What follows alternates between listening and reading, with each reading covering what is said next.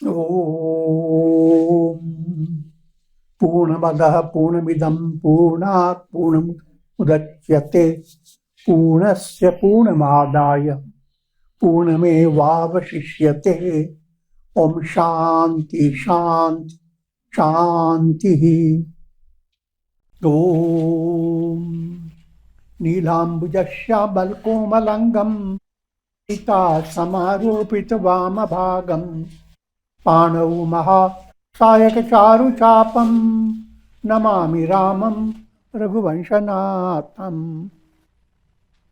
Adorations Lord Rama, whose complexion is like the blue lotus, very tender and delightful in appearance. Sita is seated on his left side, and he is carrying powerful bow and arrow in his hands. We are entering into Aranyakanda of Sri Ramcharitmanas. This is the third section. There are altogether 7 sections in the Ramayana, similar to 7 steps of wisdom. Third section is known as Aranyakanda. It deals with Rama, Lakshmana, Sita, and how they conduct themselves in the forest, elevating the sages and saints, destroying forces of darkness. But that how term is a suspenseful. The section will open up. Begins with the special verses. They are stuti, prayers. And these verses of Saint Tulsi have become very powerful with mantra effect. And therefore, I'm highlighting the importance. Moolam dharmataror vivekabuddhi purnendu manandadam vairagyambuja bhaskaram yagha ghanadhvantapaham tapaham mohambodhar puga patana vidhavu swaha sambhavam shankaram vande brahmakulam kalanka shamanam Shri Rama bhu papriyam. This is adoration to Lord Shankara. I offer adorations to Lord Shankara, Lord Shiva, the very root of the tree of Dharma. Full moon is like the full moon for delighting the ocean of Viveka. He is like the sun that opens the lotus of Vairagya, remover of 3 tapas, 3-fold troubles. He is like the wind scattering the clouds of delusion, the progeny of Brahma, destroyer of blemishes. They relate to malas, taints. He is the beloved of Sri Ramachandra, Rama and Shiva. They have very profound mystic relationship. Shiva represents Tattva Gyan. Rama represents Para Bhakti. And it turns around. Shiva becomes Para Bhakti, supreme devotion. Rama becomes Jnana, supreme wisdom. And this relation is the highlighted theme in Tulsi Ramayana. Shiva is love absolute. In his heart there is Rama. And that love of Rama has oozed out of his heart, turned into the head of Tulsidas, and brought about all this Ramayana. Next stuti is done for Sri Rama. Sandra Nandapayodasau Bhagatanum Pitambaram Sundaram Panau Banasara Sharasanam Katila Sattuni Nir Bharam Baram Rajivayata Lochanam Dhritjata Jutena Sanshobhitam Sita Lakshmana Sanjutam Patigatam Ramabhiramam Bhaje. I worship Sri Rama, whose body is like swarthy cloud, ready to shower grace and bliss, who is clad with yellow dress, who holds bow and arrow in his hands, who has eyes like lotus, whose head is decked with matted locks, supremely lovely, divine, set with Lakshmana and Sri Sita Devi. They are passing through forest to forest. Rama, the giver of supreme bliss. And we are now entering into the storyline.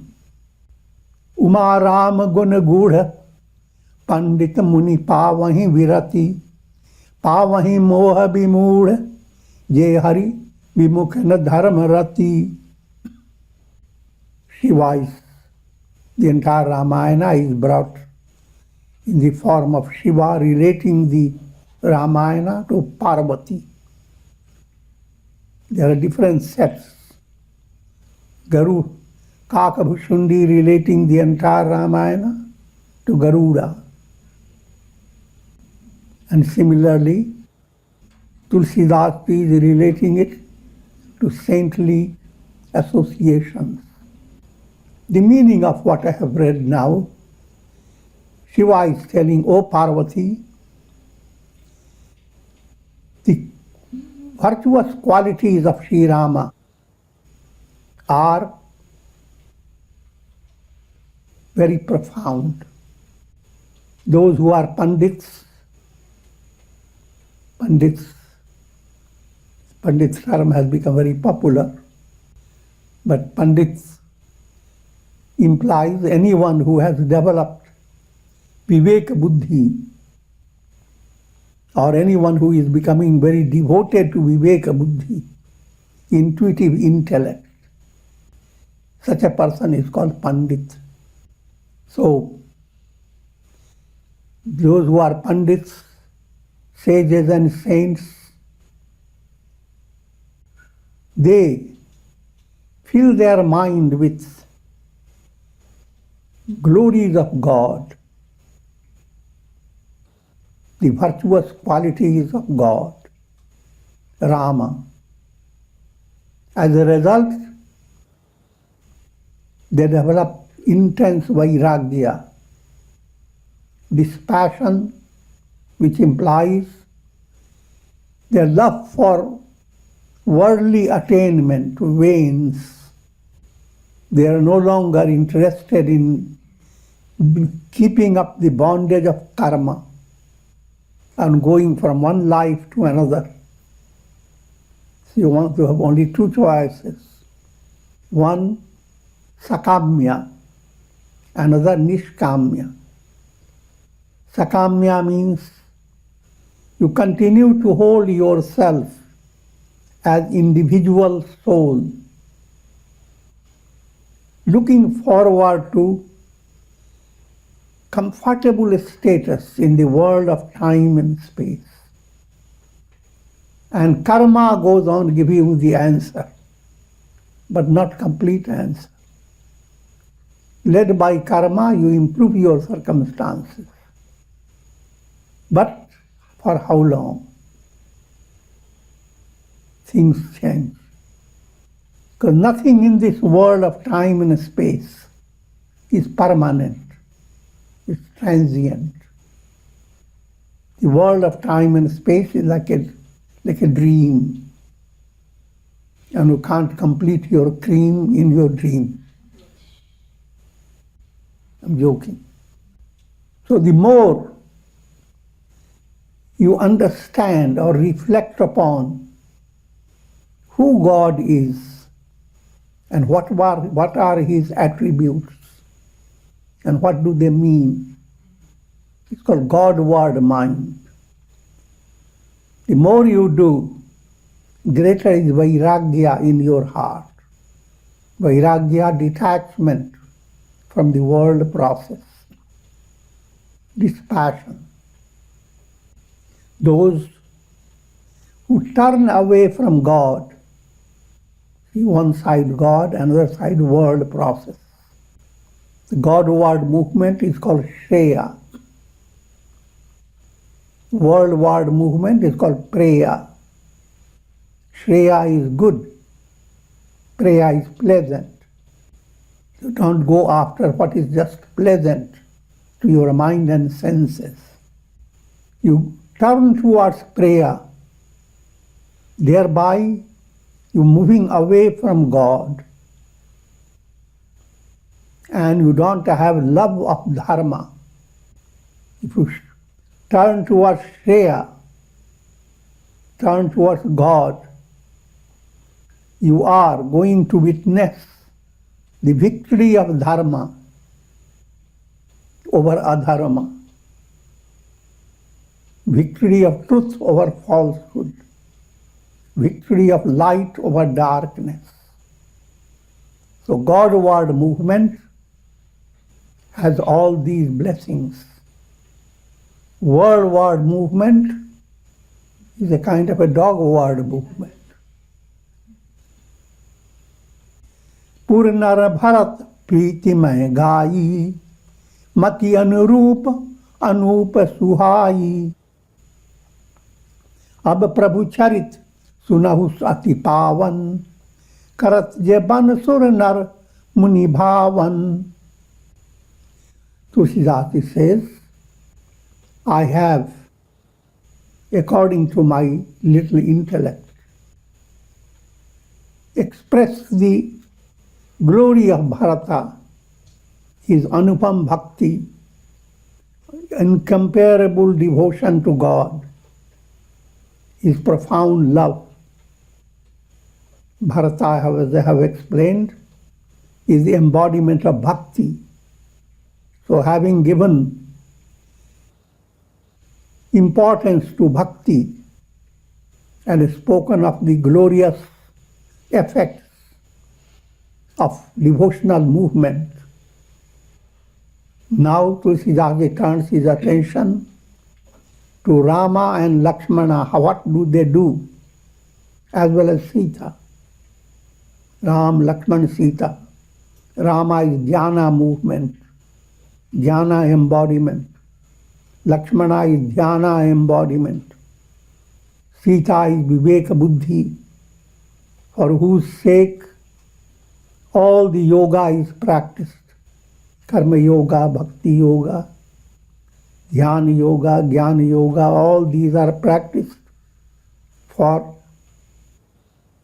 the soul to be united with Vivekabuddhi, intuitive intellect. So Bharata and Shatrugna are in Ayodhya. Bhakti and karma are operative on one part of your personality. Jnana and dhyana operating in another part of your personality. Tulsi says, now listen to the story of Rama, Lakshmana and Sita. What do they do in the forest? This narration, this story, is very pleasing to gods, human beings, saints, all are benefited. And now opening the door to a special episode. एक बार चुनि कुसुम सुहाए निज कर भूषण राम बनाए. Once Sri Rama brought flowers from the forest. He plucked beautiful flowers. And by his very hands, he made them into wonderful adornments, malas, seated on a crystal rock. There are beautiful spots in the forest, the rocks that are completely like crystal, in beautiful setting, that you can't get that even in palaces. And there, Sitaji is with him, and he is adorning Sita with those malas that he had fashioned by his very hand. This is a very amorous, divinely amorous setting. And that setting, if you want to understand the spiritual, deeper meaning, the Jnana movement that promotes virtues, all types of virtues, Daivi Sampat, Ahimsa, Satyam, Akrodha, humility, straightforwardness, absence of vanity, all those Daivi Sampat, they are like flowers. And who is adorned with all those flowers? Vivekabuddhi. So if your buddhi develops that subtle insight to separate your real self from the not self,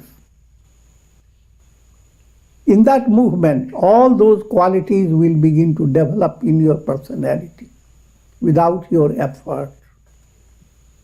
And when it is happening, Rama is adorning Sita. Surapati Sut Dhari Bayas Besha Sat Chahat Raghupati Baladeka Jimi Pipilika Sagar Thaha Mahamandamati Pavanacha. Son of Indra, named Jayanta, assuming the form of a crow, became curious to measure the strength of Sri Rama. It's just like a dull-witted ant wants to fathom the depth of the ocean. One side is the ant, another is the whole ocean. One side is the iPad, human iPad, with all your intellect, all your imagination, all your words, bhur, bhuva, swa, physical reality, sentimental reality, the reality based on your understanding. And that's what the universe is. Threefold experience blended together. But no matter how bright you are and how much you express in three planes, you are still only an ant. All the knowledge that your iPad brings out compared to the infinite knowledge that God is, just like an ant trying to find the depth of the ocean. Now that Jayanta, Indra, is a step towards liberation. That's the healthy concept of Indra. And it is that Indra whose son was Arjuna in the Mahabharata. So Indra does not restrict, but Indra is like an examination hall. If you are not ready for liberation, then Indra captures you, keeps you in Swarga, celestial pleasures. If you are ready, Indra promotes that. Gracious.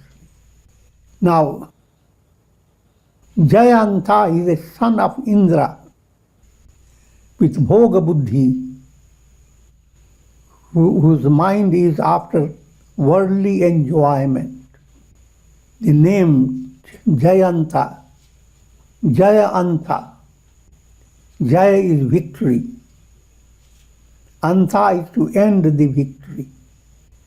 Jayanta playing the role of lower self, going after bhoga. That Jayanta is trying to defeat dharma, is trying to end your real victory. Your real victory is liberation. So the same word Jayanta has two meanings. One, that which obstructs the victory of dharma. Another, that which lets the dharma triumph. Coming back to the story, Jayanta assumed the form of a crow and to find who Rama is out of curiosity. Sita charana chonche hati bhaga, mudha mandamati karana kaga, chala rudhir ravunayak jana, Sink dhanush sayaka sandhana. That crow, who is the embodiment of a dull-wit soul, manda buddhi. And dull-wit soul, what does it do? It damages Vivekabuddhi. In other words, lives a life that opposes right understanding, contrary to sanmati, living a life that is not flowing towards Vivekabuddhi, sanmati, life that is led by the light of sanmati, life is blessed, life that is compelled by kumati, wrong understanding, that life is miserable. Ordinary misery and prosperity, those are like waves, they don't count much. Apparently, you may appear to face lots of challenges, and life may not be viewed as joyous. But if you are living your life purposefully, not damaging your Vivekabuddhi,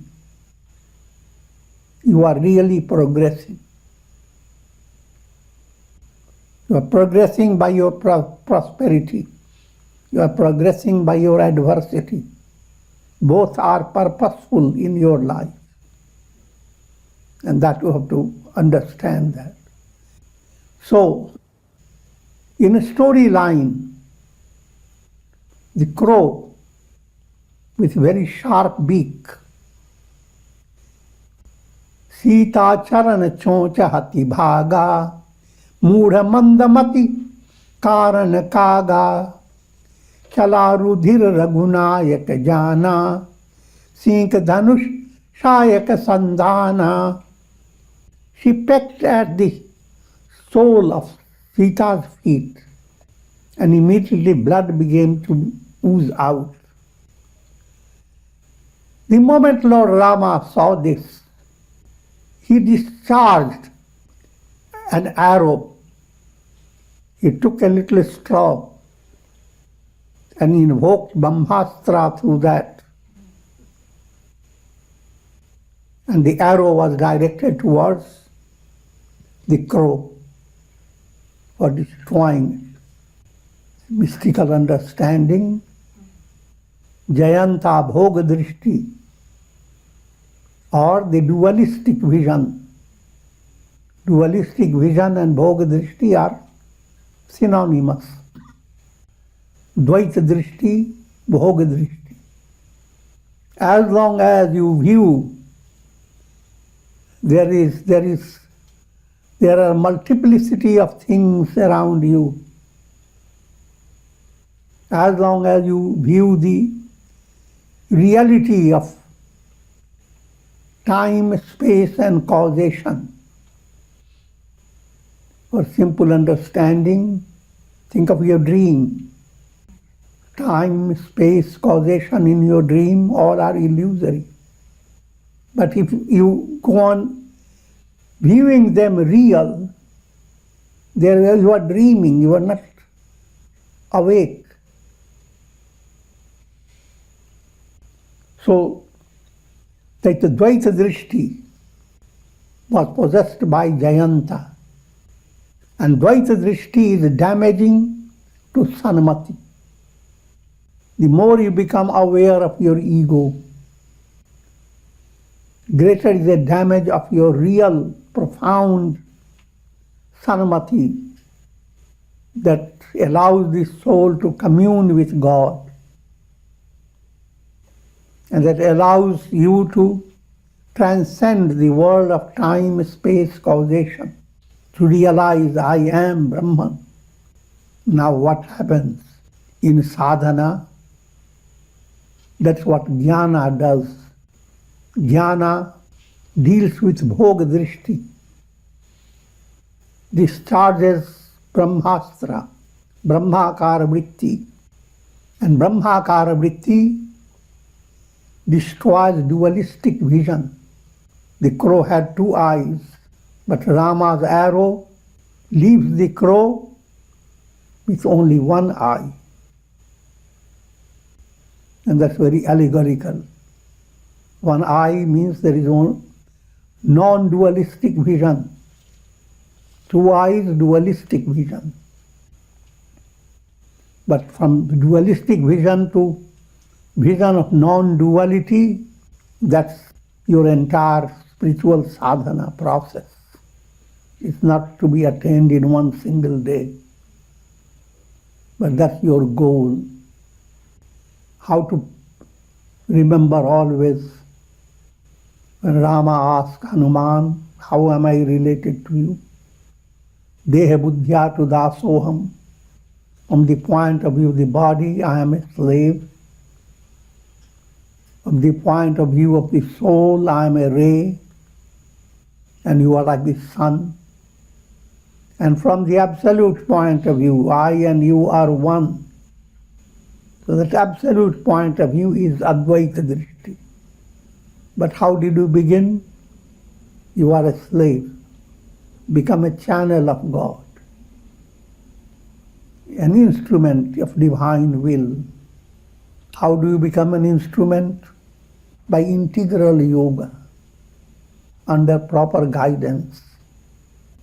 And as you do, your soul begins to discover spiritual qualities, as if you are growing in the image of God. And the end result, God alone is. Who are you? Ati kripal raghunayak sada deen parane tasana ai kin chalu muraka vagunage. Rama, who is supremely compassionate and who loves those who do not go after worldly pleasure. Blessed are the poor, as the Bible says, for theirs is the kingdom of heaven. But the poor term is one who has practiced vichar and has come to a deeper understanding I'm not the body, I'm not the mind, I'm not the intellect, I'm not the skeleton, I'm not the nose, I'm not the ears. All things you are so proud of, you are not. Then you are deen, absolutely poor. And for this, Rama's love for deen blossoms. Jayanta practices deceptive trick on Rama, who is the embodiment of all virtues. Prerita mantra brahma saradhava, chala bhaji bayas bhaya pava. Then when Brahmavan, that Brahmakar vritti was discharged by Rama, now Jayanta ran to save his life. Dhari nij roop gayo pitu pahi, Ram vimukara kate hinahi. He went to his father Indra, but not as a crow, back to his own form. But Indra didn't help him. Bhanira supji manatrasa, jatha chakra bhaya rishi durvasa. He became desperate, overpowered by fear, just like Durvasa was once chased by divine disc chakra. All those are extensions in this story. The basic point is that if you are damaging Vivekabuddhi, nowhere can you go for your safety. No one will give you refuge and enable you to be free of the aftermaths. He went to Brahmaloka. Brahma won't let him. Brahma won't assist him. He went to Shivaloka, and Shiva turned his face away from him. He went to all lokas. This whole description is applicable to every soul. Every soul led by Vivekabuddhi plays the role of Jayanta. And you are moving from one embodiment to another. Deeply, you want to be happy, blissful. But no one can give you that bliss, no matter where you go. You go to seek bliss, but they all hiss. And you do miss your growth. Kahun baithan kaha na ohi, Rakhi ko sakai Ram kar drohi. No one welcomed Jayanta. Jayanta was very lovable child of Indra. Now no one said good morning, good evening or anything. No one welcomed him at all.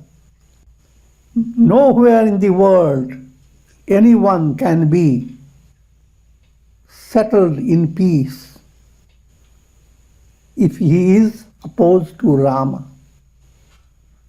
Opposed to Rama doesn't mean that you are talking against Rama. That's a part of it. That's the crude state of being opposed. If you are not pursuing the path of dharma, you are opposed to Rama. If you are not having the Godward life, then you are opposed to Rama. If you are moving towards prayer,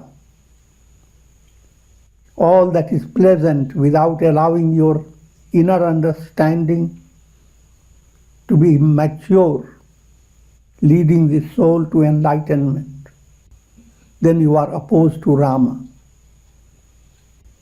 Matu mrityu pitu saman samana sudha hoi vish sunu hari jana.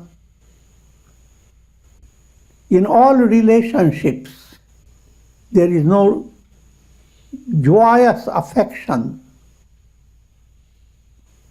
if Vivekabuddhi, intuitive intellect, is being damaged. If you are Ramadrohi, your mother will not be motherly.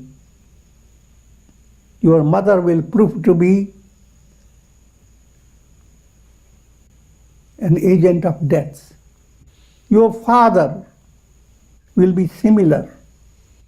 All your near and dear ones will be venomous. And even if you were to give nectar for your drink, the nectar will turn into poison. In other words, same word that has all divine blessings, but the blessings go to one who deserves to receive them. Narada dekha bikal Jayanta, lagi daya ko malchit santa, patwa turat ram pahitahi, kahsi pukari pranat hit pahi. Saint Narada saw this poor personality running with tremendous shock and fear. He told her to go to Rama himself and surrender to his lotus feet. Go to him. Trahimam. Atur sabhay gahesi pad jai, trahi trahi dayalu raghurai. With great haste and overpowered by terror, finding the world will not give him refuge nowhere, he comes to Lord Rama, says, "O Ram, Trahimam, Trahimam, I have taken refuge in you." Trahi means you are surrendering the three, thought, word and deed. Trahi means you are surrendering subject, object and interacting experience. Tried. I'm never tired of it. Tried. O Rama, atulita bala atulita prabhutai, main mati manda jani nahi pai. Your boundless strength and your infinite lordliness, I who have such dull-wit intellect, I did not grasp it. Nij krit karma chanita phala payam, ab prabhu pahi saran taki ayam.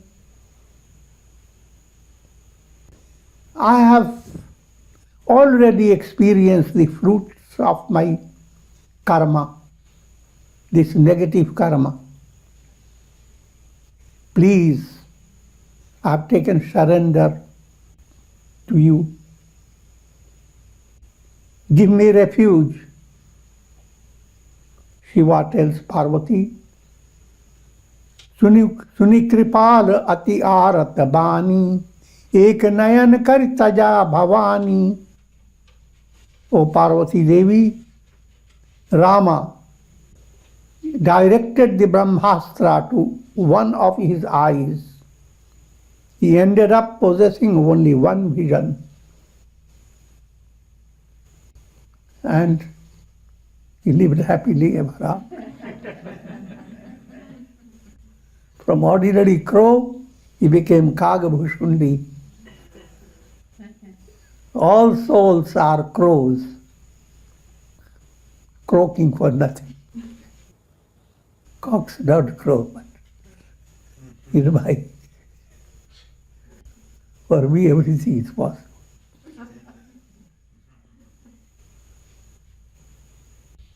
All souls are like crow. And we continue to be existing like crow, flying high only to go after rotten stuff. You continue to do so until you are gripped by Jnana, until Rama movement destroys your Dvaita Drishti, the dualistic vision, and you develop the non-dualistic vision. I alone am, aham brahmasmi. If you have reached that state, Bhoga Drishti has been overcome. Jayanta has been turned into real Jayanta, possessing only Jnana Drishti.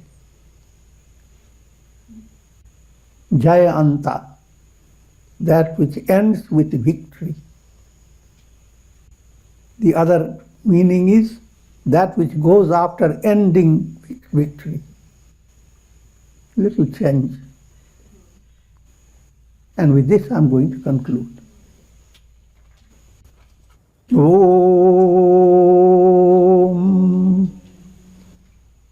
Ram Ram Ram Ram Ram. Om Namah Shivaya. Om Namah Shivaya. Om Namah Shivaya. Om. Prayer for shower of Karunamaya Ras, grace of God over all of you, with the blessings of Shakti, Bhakti, and that non-dualistic Mukti. Om Trayambakam Yajamahe Sugandhim Pushti Vardhanam Urvarupma Bandhanan Mrityor Mukshyamamritat. Om Sarve Bhavantu Sukhina Sarve Santu Niramaya Sarve Bhadrani Pashyantu Ma Kashchid Dukhabhag Bhavet. Om Shanti Shanti Shanti. Hari Om Tat Sat.